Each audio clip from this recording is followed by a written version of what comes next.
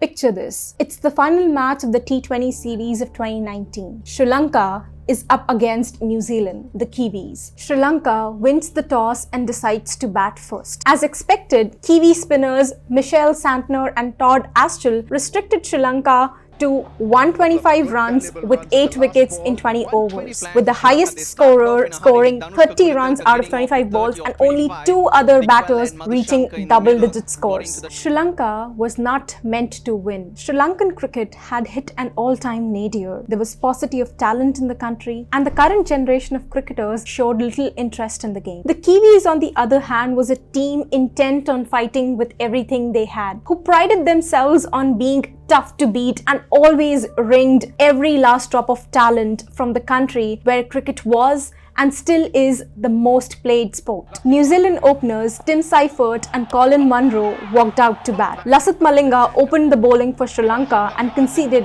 just 2 wickets off of the first over. The next over was bowled by Akhila Dhananjaya and he was brutally punished for 12 runs by Munro. Malinga came back in the 3rd over and bowled the most badass over in T20 history. The first 2 deliveries were dots, as Munro simply swung his bat in thin air. But the next ball was an absolute peach, a Yorker which bulleted through the bat at pad of Munro and shattered his stumps, giving Malinga his 100th T20 scalp. Hamish Rutherford was the next man in, and he was caught absolutely plumb in front of the stumps by a toe crusher as he returned for a golden. Colin D. Granholm was yorked again and his stumps were shattered by an absolute ripper as he too was declared out. Ross Taylor, the next man, could hardly move and was absolutely frozen in his crease as he too was LBW'd by Malinga on the last ball of the over. So it was 4 on 4 for Malinga, a brilliant display of ferocious pace bowling as he absolutely ratted the Kiwis, who could never really recover from this. Sri Lanka beat the Kiwis by 37 runs. Just as Malinga swung the balls and knocked the Kiwis, so are people like Girish Mathrubootham from India. They've spotted gaps in the market and made their headways into SAS, competing against giants of the world like Zendesk. By giving a tool of customer support and engagement, his company has helped over 50,000 companies across the globe exceed customer expectations and almost quadruple retention rates of their companies. Now used by people and businesses of over 120 countries around the world, claims to be the first Indian SaaS company to have listed in Nasdaq, the stock exchange of the US. It also claims to be the first Indian SaaS company to reach $1 billion valuation. And if there is an equivalent of Malinga hitting a 4 on 4 against the Kiwis in 2019, Freshworks is it. But even more importantly, software giants like Freshworks are not like cricket matches at all. You don't have to start over every time. Once you get going with product market fit, your startup can have so much momentum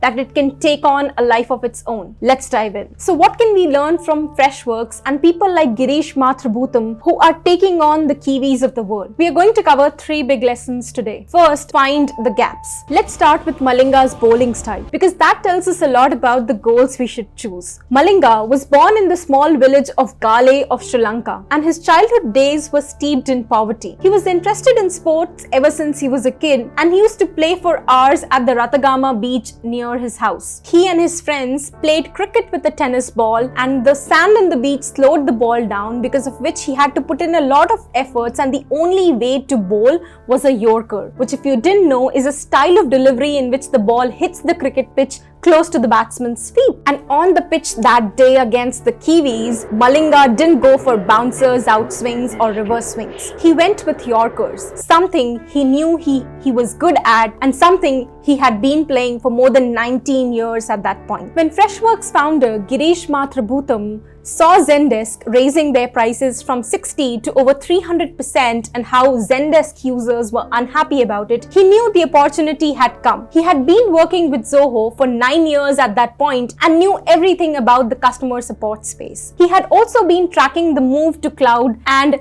When he saw this news on Hacker News, he decided to take the jump. Now here's the startup lesson for founders. You have to choose the right problem to solve and the right market for it. One that matters to you and one that you've experienced yourself. You have to find out what is going to be your Yorker, not bouncers or in-swings. There are a lot of people doing that. What is going to be the Yorker that will lay the foundations of your Freshworks? Don't build copycat betterments to existing products. Not collaboration, not photo editing, not local events. There are hundreds of them already out there. Lots and lots of competition. And if you still decide to build a product that you yourself might not use, then it's better not to build it for two particular reasons. One, it is highly likely that your product does not solve a real world problem and it's only the founder's problem of not having a startup idea. Two, don't build it because it's going to be very difficult to keep executing on it. Without gaining the authentic understanding of the lived experience, it's very difficult to come up with a solution that works as well in practice as in theory. You have to get inside the minds of the customers,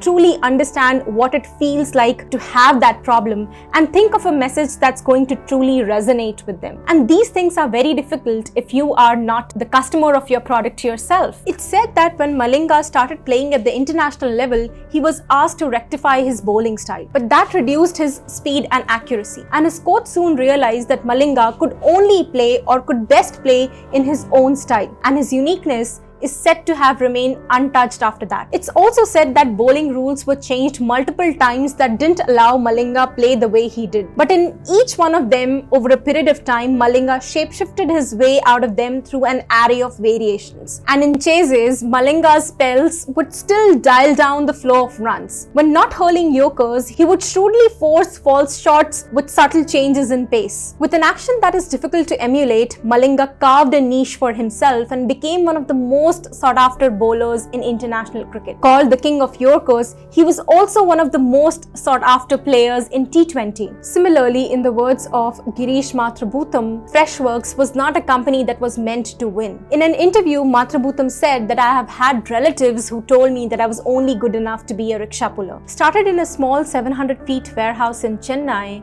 Girish faced a lot of challenges, including the fact that he had to source almost all the resources outside of the country because it wasn't available in India, and he wasn't even able to find a payment gateway vendor based on a SaaS service model back in 2012. A lot of people also told him that he could not find talent in India and that his company was bound to fail. But cheap labor costs was the thing that allowed him stick to his vision. He decided to stay put, and then Freshworks went on to compete against Oracle, SAP, Salesforce and the others, IPOing at a valuation of $10 billion, making its employees literally millionaires overnight. Now here's the lesson for startup founders. You have to know yourself and play to your strengths. If you want to have a chance at playing international cricket, then first you have to spend the years in advance to train at that level and actually hit the ball at the stumps. There's no one-size-fits-all way for this, but you have to know your strengths. Just as Malinga would not have been successful playing swingers or any other style, you have to know what your strengths are and what your Yorker is. Luckily, with a business, once you know what you're good at,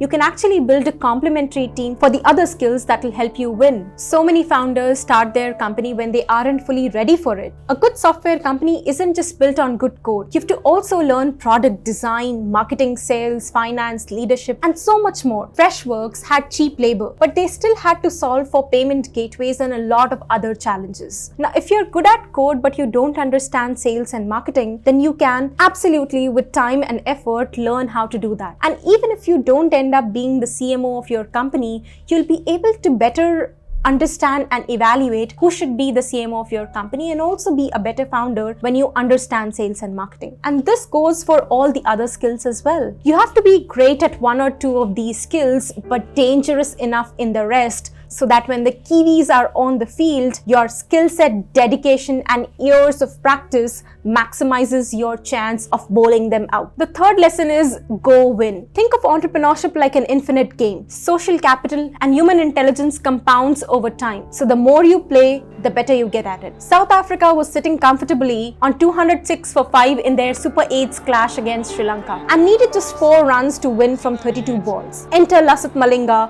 for a spell of astonishing and individual brilliance. After clean bowling Sean Pollock with a trademark Yorker, Malinga removed Andrew Hall, Jack Scalise and Makaya Nitini in consecutive deliveries to leave South Africa teetering on the edge with just 1 wicket remaining. South Africa eventually crawled the line to claim victory, but Malinga's lethal 4-on-4 put him on the world map as a young bowler of exceptional talent. The world was now watching. Then Malinga took 5 for 50 in Sri Lanka vs India Test Match 2010, 5 for 31 in Sri Lanka vs England World T20 2012, and many more. At age 7, Girish witnessed the separation of his parents, a moment he believes made him mature early and become self-dependent. In career, he had multiple stints with companies that include HCL in the US, AdventNet Inc., eForce, and many others. He also had some startups for a brief period of time that eventually failed. And then he worked with Zoho as the director and vice president of product management before he started working at Freshworks. Each step in his career set him up for the next one. The experience gained at his earlier startups and tech giants provided him the ability to take on the next big audacious goal. And that's the way these things really are. Infinite games. Each game sets you up and prepares you for the next one. Done right, you get both more social capital and human intelligence, and maybe even real capital to go and chase bigger and bigger goals. There is no failure, only lessons. Malinga's story against the Kiwis is one of the many stories that made him a legend in his times, but it's the one that's often the most told, and so is Girish Matrabhutam's. But what's more important is the takeaways it has for you as you go out there and build your own billion-dollar SaaS company. First, find the gaps and know yourself. Be a good observer and work to solve an issue which is close to your heart and impacts the lives of people you know, because then passion and motivation is likely to stick around when times get tough. Plus, you'll know what it feels like to have that problem, and decision making will be a lot easier. Second, execute. It's not enough to have a vision. You have to put in the work and do the prep. The more things you know about, the more likely you're going to succeed. Prepare. Prepare as much as you can and prepare well, so that when the Kiwis are standing on the field, you're ready to spin the ball. Third, embrace the infinite game. If you've done these things right and you've got yourself prepared, then you too can go out there and win. But you have to be patient and embrace the infinite game. Each Yorker is going to set you up for the next and the bigger game. And when you've made yourself capable enough, your startup is going to make history just like Freshworks did. If not, countries like India need these examples more than ever. So go out onto the fields, wring your arms, point to the wicket, and knock the ball out of the stumps. You've got this. If you like the lessons I shared, make sure you hit the like and subscribe button for more such content. Let me know in the comments what was your biggest takeaway. And as always, this is Mrig, and I'll see you in the next one.